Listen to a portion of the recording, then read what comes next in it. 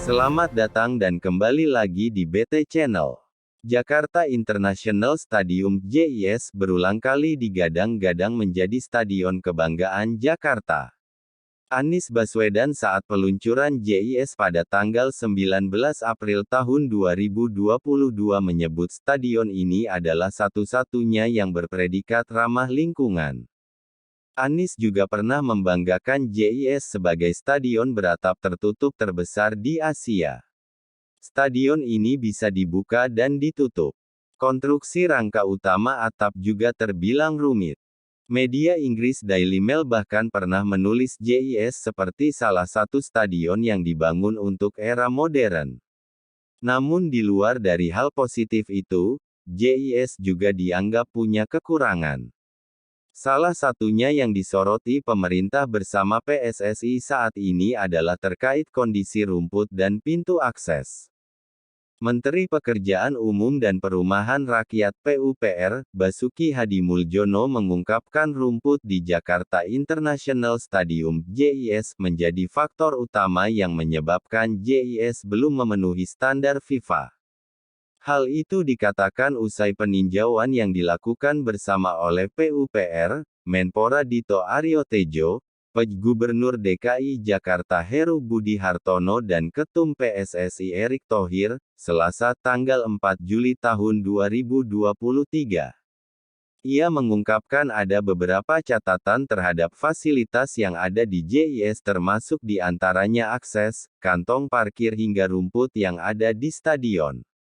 Dari hasil peninjauan yang dilakukan bersama ahli, kondisi rumput JIS saat ini tidak memenuhi standar. Sebab itu, rumput akan diganti sebelum JIS diusulkan sebagai salah satu venue Piala Dunia U17 2023. Kondisi rumput sekarang menurut evaluasi ahlinya, yang juga mengevaluasi 22 stadion termasuk yang memasang rumput GBK untuk Asian Games, jelas tidak masuk dalam standar FIFA, kata Basuki kepada awak media, Selasa tanggal 4 Juli tahun 2203.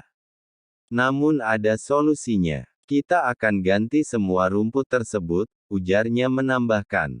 Senada dengan itu, Chairman Karya Rama Prima KRP, Komal Mustaqim yang merupakan ahli agronomi stadion mengatakan solusi sementara yang bisa dilakukan adalah dengan mengganti rumput di JIS dengan rumput yang sudah jadi.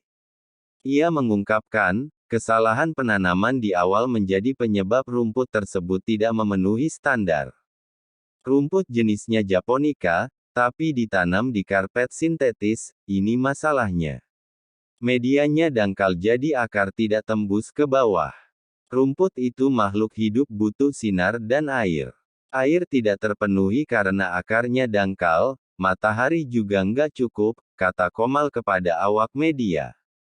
Ia mengungkapkan, salah satu solusi yang bisa ditawarkan adalah dengan memindahkan rumput dari lapangan yang sudah jadi seperti dari lapangan golf.